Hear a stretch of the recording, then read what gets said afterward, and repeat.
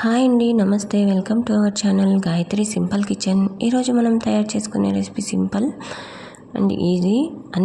ఏదైనా non veg కూరల్లో కానీ వెజ్ కూరల్లో కానీ మసాలా కర్రీస్లో కానీ తయారు చేసుకుని ఈ అల్లం వెల్లుల్లి పేస్ట్ని ఎలా తయారు చేసుకొని స్టోర్ చేసుకోవాలో చూద్దాం.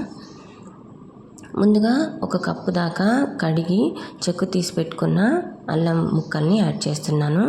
అదే కప్పుతో 1/4 కప్పు దాకా వెల్లుల్లి రెబ్బల్ని యాడ్ చేస్తున్నాను. అల్లం కన్నా వెల్లుల్లి రెబ్బలు కొద్దిగా తక్కువనే యాడ్ చేసుకోవాలి, లేదంటే అల్లం వెల్లుల్లి పేస్ట్ వెల్లుల్లి స్మెల్ వస్తుందండి.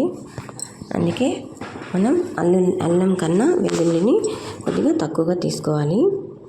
ఇక్కడ నేను 1 కప్పు దాకా అల్లంని 1/4 కప్పు దాకా వెల్లుల్లిని తీసుకున్నాను. ఇలా ఒకసారి కోర్స్గా బ్లెండ్ చేసుకొని ఇందులోకి 1/2 టేబుల్ స్పూన్ దాకా కల్లుప్పు యాడ్ చేస్తున్నాను.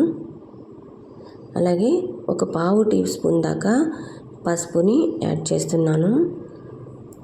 అలాగే ఇందులోకి 1 టేబుల్ స్పూన్ దాకా ఆయిల్ని యాడ్ చేస్తున్నాను. అంతేనండి, వాటర్ని యాడ్ చేయరాదు. వాటర్ లేకుండానే ఈ అల్లం వెల్లుల్లి పేస్ట్ని గ్రైండ్ చేసి పెట్టుకోవాలి.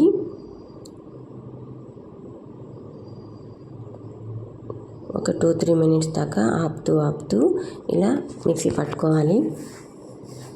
అంతేనండి, అల్లం వెల్లుల్లి పేస్ట్ మరీ మెత్తగా కాకుండా కోర్స్గా కాకుండా ఇలా గ్రైండ్ చేసుకోవాలి. ఇప్పుడు ఒక ఎయిర్ కంటైనర్లో స్టోర్ చేసి పెట్టుకుందాం. ఈ అల్లం వెల్లుల్లి పేస్ట్ని 15 to 20 డేస్ దాకా ఫ్రిడ్జ్లో పెట్టుకొని వాడుకోవచ్చండి. పొద్దున్నే హడావుడి లేకుండా లంచ్ బాక్సుల్లో కానీ కూరల్లో కానీ మసాలా కర్రీలో కానీ వెజ్లో కానీ నాన్ వెజ్లో కానీ తొందరగా తయారైపోతాయండి కూరలు. ఇలా ఈ ఎయిర్ కంటైనర్లో స్టోర్ చేసుకొని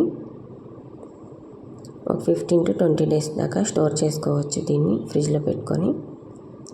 అంతేనండి, ఈజీగా సింపుల్గా ఈ అల్లం వెల్లుల్లి పేస్ట్ రెడీ అయిపోయింది. Thank you for watching my channel. Please subscribe my channel Gayatri simple kitchen.